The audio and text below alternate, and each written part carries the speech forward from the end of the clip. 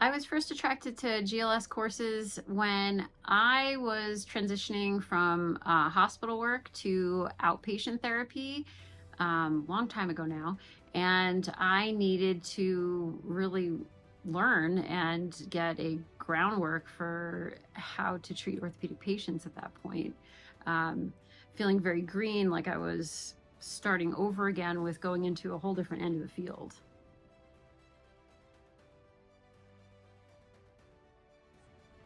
GLS courses have really given me my framework for how I treat my patients. So the more I've learned through GLS as I was approaching synthesis and getting certified as a CIMT, and through that process and afterwards,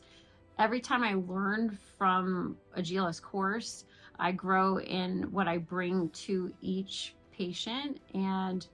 I feel I become more and more effective at getting to the root cause and helping them more longer term, as well as tying together those patients who show up who have multiple body parts and different issues at the same time, and really being able to show them how they're all interrelated and that there's a lot of overlap in how we can treat and be effective with each of those things.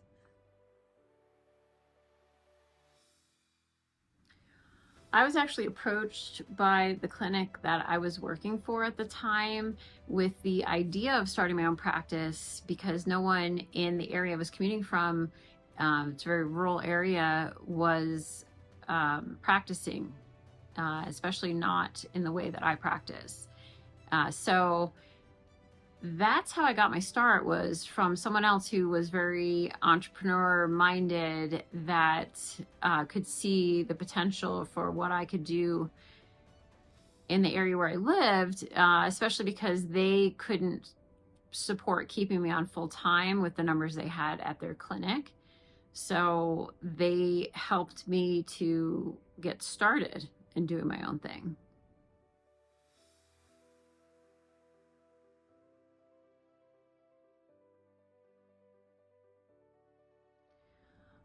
I'm always taking courses now with things that will add to my knowledge base, sometimes even repeating courses, because I feel like you get something else out of it the second time around, where whether it's review or refining techniques, hearing from different teachers and just learning more, kind of like reading a book again, where you get something different out of it in the second read. But I'm always looking for new things as well. I just always want to be able to keep growing and learning and providing more for my clients, and really seeing the differences, as well as becoming more and more effective at what I'm doing in a more efficient way, so that we can see results sooner, quicker,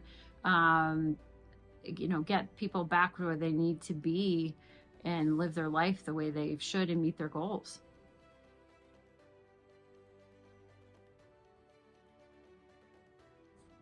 For those out there who want to start their own practice, the advice I would give is work for other people first, be mentored, grow in your skill and confidence and focus on that, but also hopefully be mentored in what it takes behind the scenes of a practice. I worked for clinics in San Francisco before I moved up to Tahoe, who really helped educate us as individual providers, practitioners within the practice, marketing ourselves to doctors, showing us the numbers of why we have to have a certain number of units, a certain number of new patients each week, a certain number of visits each week in order to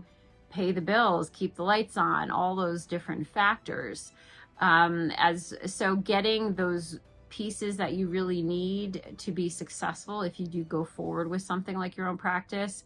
and having a true understanding of that, as well as